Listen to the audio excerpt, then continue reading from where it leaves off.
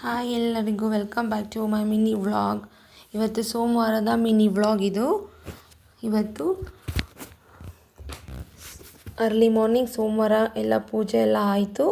ನಾನು ಮಾರ್ನಿಂಗ್ ಡ್ರಿಂಕ್ಗೆ ಸೋಂಪಿ ನೀರು ತೊಗೊಂಡಿದ್ದೆ ಮತ್ತು ಡಿಕಾಕ್ಷನ್ ಕಾಫಿಗೆಲ್ಲ ಡಿಕಾಕ್ಷನ್ ಹಾಕಿ ಎಲ್ಲ ಬೇಗ ಎಲ್ಲ ಕೆಲಸಗಳನ್ನೆಲ್ಲ ಮುಗಿಸಿ 5 ಗಂಟೆ ಅಷ್ಟರಲ್ಲಿ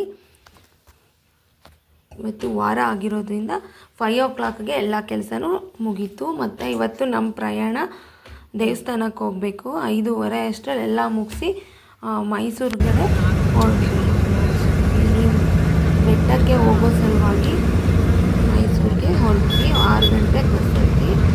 ದಾರಿ ಉದ್ದಕ್ಕೂ ನಾನು ನೋಡಿದಂಥ ಒಂದು ನೇಚರ್ನ ಶೂಟ್ ಮಾಡ್ಕೊಂಡು ಹಾಕಿದ್ದೀನಿ. ಇದು ಕಬ್ಬಿನ ಗದ್ದೆಗಳು ಸ್ವಲ್ಪ ಗ್ಲಿಮ್ಸ್ನ ನೋಡೋದಕ್ಕೆ ಚೆನ್ನಾಗಿತ್ತು. ಹಾಗಾಗಿ ಕೆಲವೊಂದು ಪಿಕ್ಚರ್ಸ್ನ ತಗೊಂಡ್ವಿ.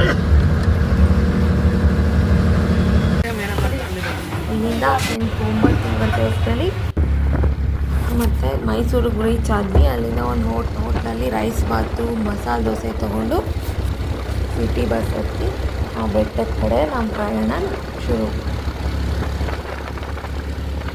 ಮಳೆ ಏನೂ ಇರಲಿಲ್ಲ ನಾವು ಹೊರಟಾಗ.